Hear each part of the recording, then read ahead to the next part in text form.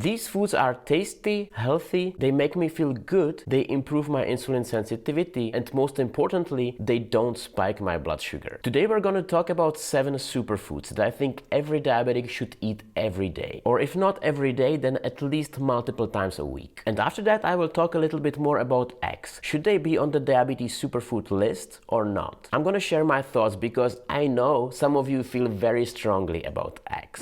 And let's start with superfood number 7. And if you watched my channel before, then this one might come as a surprise to you, because number 7 is a kind of a seafood. My superfood number 7 is shrimp. Now obviously shrimp will not spike your blood sugar because it doesn't have any carbs and its glycemic index is 0. It's low in calories, relatively low in fat and high in protein. But aside from that, the main thing why I like shrimp is that it's very nutrient dense food. That means you don't need to eat a big portion, but you still get a high amount of protein and essential vitamins and minerals to your body. Omega-3s, vitamin D, vitamin B12 and others. I usually get raw shrimp that's already been cleaned up. Couple minutes to grill them or saute them in a pan. Now there are many other seafoods that have similar qualities as shrimp, but the reason I picked shrimp is that it's easy to make, it's tasty, and you can get it almost everywhere. My other seafood picks that I absolutely love would be octopus and crab. These are really tasty too, but they are a bit more difficult to come by, and that's why they didn't make the list. But if you ever try grilled octopus or the sweet crab meat, I guarantee you will never want to go back. Moving on to diabetic superfood number 6. And this one probably won't come as a surprise to you because I have glorified it on my channel before. By the way, when I was planning this video, I wanted to make sure that I fully understand what the term superfood means. Quite honestly, it can mean different things to different people. The widely acceptable definition is that superfoods are foods that offer maximum nutritional benefits for minimum calories. They are packed with vitamins, minerals, and antioxidants. And my superfood number 6 is a great example of this. Another nutrient-dense food. It's a great source of fiber, protein, many important vitamins like folate and vitamin B1, and many important minerals like iron, magnesium, and a lot more. And you guessed it right, my superfood number 6 is black beans. Now to be honest, some people in the diabetes community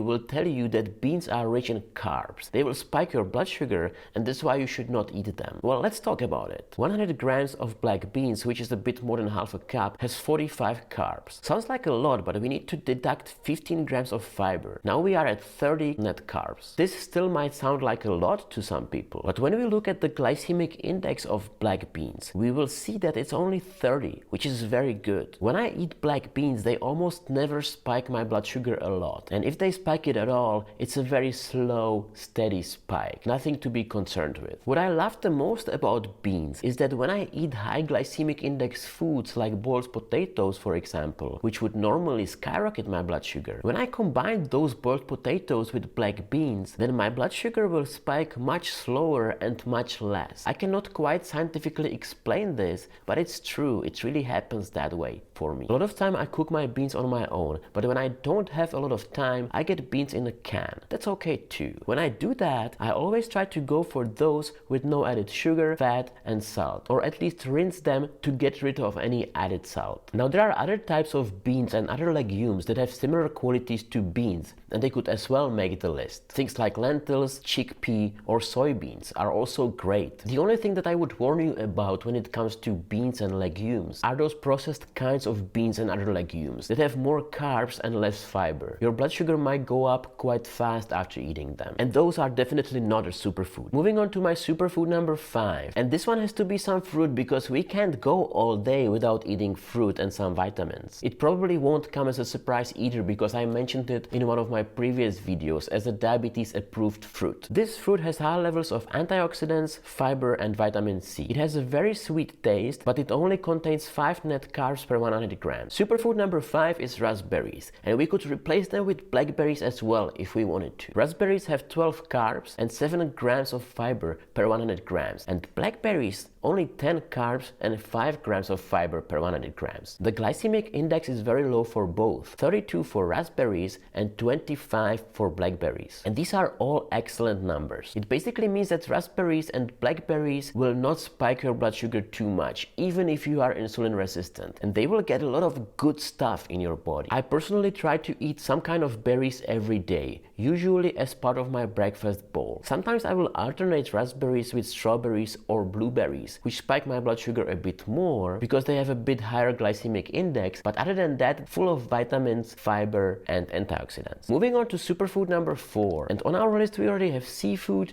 beans, and berries, so we really need to add something green. And my superfood number 4 is one of the most nutritious vegetables in the world. It's loaded with vitamin K1, vitamin A, and vitamin C. It's a great source of manganese, magnesium, potassium, iron, and calcium. And if you guessed that my superfood number 4 is spinach, you are absolutely correct. Spinach is a great nutrient-dense food. It only has 23 calories per 100 gram serving, a little bit more than 3 carbs, but 2 grams of fiber and 2 grams of protein. And for these little calories is loaded with all those vitamins and minerals. I found that the glycemic index of spinach is 15, but to be honest, in real life, I can eat as much spinach as I want and my blood sugar will not go anywhere. Now, I might be a bit biased because I really love spinach. My mom used to make it for me multiple times a week when I was a kid, and I really loved it. But I can imagine not all of you want to eat spinach every day, and that's okay. Great substitute for spinach is kale, but I guess that doesn't help because kale is not very tasty, I know. So I would accept if you replace spinach or kale with some other green leafy vegetables and put it daily on your plate. Moving on to my superfood number 3, and this one might be a bit controversial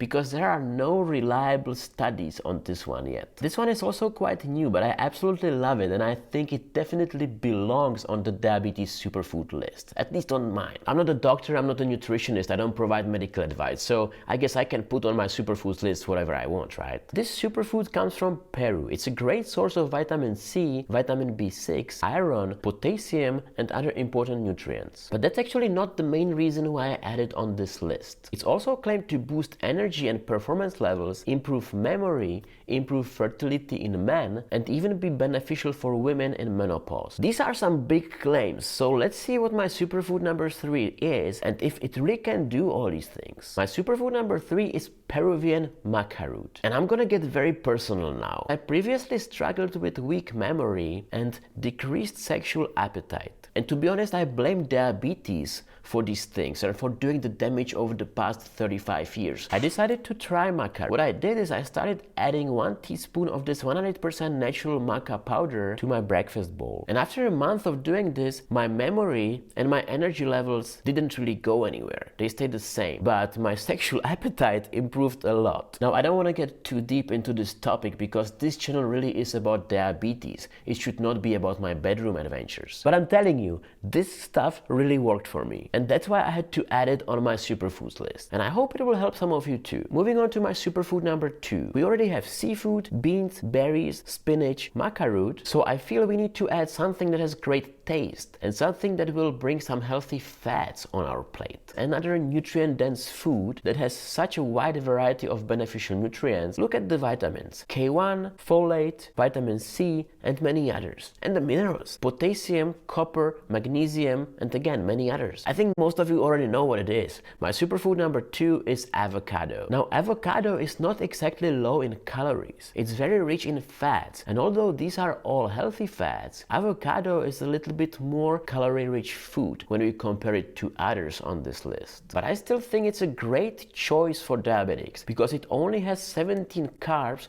offset by 14 grams of fiber, so only 3 net carbs per 100 grams. And the glycemic index of avocado is also very low, around 15. And I can confirm that my blood sugar doesn't spike at all after eating avocado. And I love to add a homemade avocado salad or guacamole to many of my plates. And I'll give you one tip. I prefer these big light green avocados. I think they are called quintals. They taste more fresh and juicy than the small dark avocados, and I think they have less calories too. Moving on to the next superfood for diabetics, and this one, my friend, is the number 1 superfood on my list. Before I get to it, I want to remind you how you can get in touch with me if you wanted to. You can sign up for my Patreon site and you can message with me one-on-one. What you can also do is book a coaching session with me. I really enjoyed those coaching sessions that we already had with some of you. I talked with many of you about different topics: diet, blood sugar management, diabetes technology, and I would love to talk to more of you. Feel free to reach out on Patreon or on my website. Links are down below. Now, I'm sure my number one superfood will not come as a surprise to those of you who have been watching my channel regularly, because I brought it up already a few times. This food has 5 main benefits. It's packed with fiber, it helps make you feel full and reduces appetite, it helps support weight loss, it's a great source of omega-3 fatty acids, just like avocado, and it helps reduce post-meal blood sugar spikes. And I'm sure you already know what it is. Of course, chia seeds. Wait,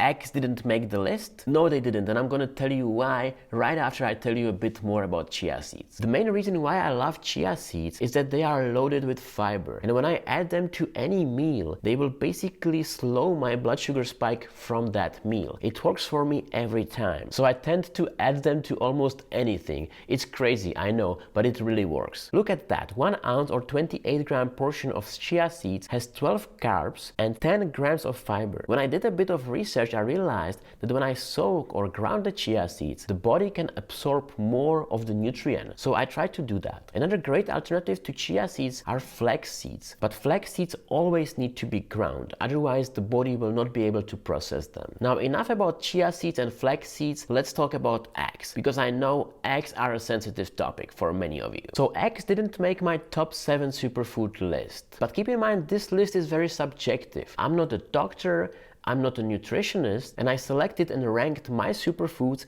based on my personal preference. But I have to admit that I have been wrong about eggs before. In one of my videos, I said that eggs are one of the 10 harmful foods that diabetics keep eating. And many of you disagreed with me and let me know quite loudly in the comment section that eggs are not harmful. In that video, I said exactly this. About 60% of calories in eggs come from fat. Eggs are also loaded with cholesterol, about 200 milligrams for an average sized egg. That's more than double the amount of cholesterol in a Big Mac. And you guessed it, saturated fat and cholesterol contribute to potential for heart disease, which is one of the potential complications when you have diabetes, and one of the things you might want to be careful about. Now, after doing some more research about eggs, I realized that I have been clearly wrong, too radical about saturated fats and cholesterol in eggs. The dietary cholesterol in eggs is apparently not a problem because our body needs cholesterol, our brain needs cholesterol. It's never been proven that the dietary cholesterol in eggs automatically converts into the bad cholesterol in blood, which would be a problem. So I want to apologize for that mistake, and I want to let you know that I no longer think that eggs are bad for diabetics. Actually, after doing that research on eggs, I can easily imagine they could make someone else's list of top diabetes superfoods. Eggs are a great source of many important nutrients, vitamins and minerals. They increase satiety levels. Clearly, they don't spike blood sugar because they have 0 carbs and a glycemic index of 0, which is great for diabetics. And the main point I was trying to make in that previous video, which clearly didn't come out the way I planned, was that frying eggs or scrambling eggs in oil every morning and eating them with bacon, sausage or some other processed ingredients is not healthy. Eggs, just like any other superfood I talked about in this video, are healthy on their own. But if you fry them in oil, which is highly processed fat, or if you cover them with refined sugar, then the superfood no longer is a superfood because you will be consuming all the calories from that processed oil and processed sugar. By the way, why don't you check that video of 10 most harmful foods that diabetics keep eating? Click it here and watch it next. I think it will help you too. Ciao!